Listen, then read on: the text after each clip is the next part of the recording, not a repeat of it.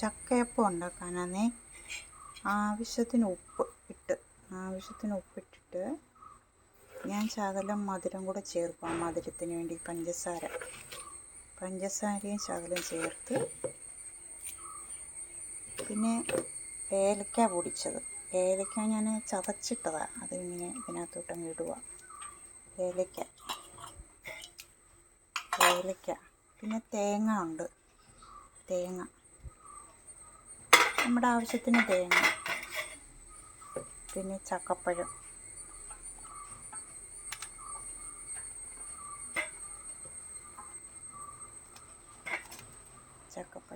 നമ്മുടെ ആവശ്യത്തിന് ചക്കപ്പഴം ഇടാം. ചെറുതായിട്ട് അരിഞ്ഞതാണ്.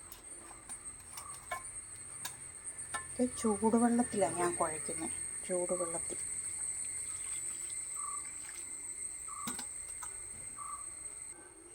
എല്ലാം ഞാൻ കുഴച്ചു കേട്ടോ, ചൂടുവെള്ളത്തിൽ കുഴച്ച്. ഇനിയും ഇത്